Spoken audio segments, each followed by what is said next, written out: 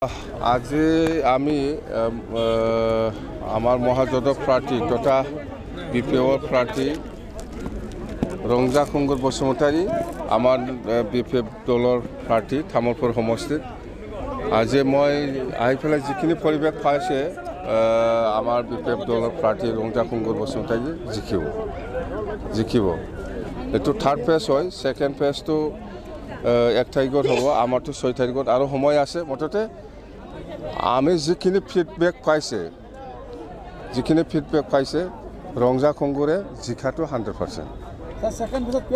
Second ফেজতো আমাৰ 30। Third ফেজতো সব গোটেই ল'ম আমি বিজেপিৰ নাই বিজেপিৰ চিট নাই থাৰ্ড ফেজত।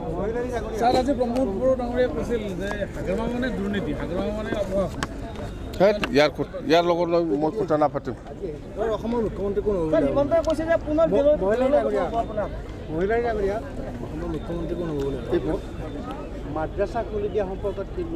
বনোৱাৰ পিছত আলোচনা কৰিম না এই কথাটোৱে কৈছোঁ মহাজোঁটে আলোচনা কৰিব কিয় মাদ্ৰাছাটো কিয় বন্ধ কৰিলে এইটোতো হেমন্তহে বন্ধ কৰিছে গভৰ্ণমেণ্ট অফ ইণ্ডিয়া বন্ধ কৰা নাই নহয় এইটো গভৰ্ণমেণ্ট অফ ইণ্ডিয়াই কৰা নাই।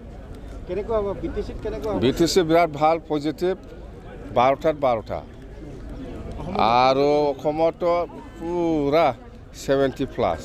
মই ব্যক্তিগত অপিনিয়ন 70+ মহাজোঁটে পাব আৰু এইফালে বিজেপিয়ে 25 to 30 টোটেল ইয়াৰ ওপৰত যাব নোৱাৰে।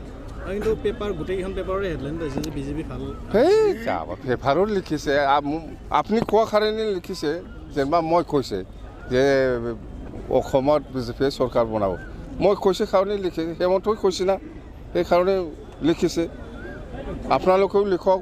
মই কৈছোঁ আজি বিজেপিয়ে 25 to 30 25 to 30 টোটেল 126টা ষ্টেটত আৰু মহাজোঁটে চৰকাৰ বনাব। মহাজোঁটৰ মুখ্যমন্ত্ৰীটো ৰিজাল্টৰ পিছত আমি ডিচিশ্যন ল'ম। নাই সেনেকুৱা প্ৰপ'জাল নাই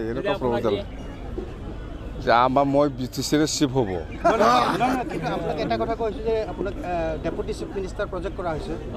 নাই সেইটো পিছৰ কথা।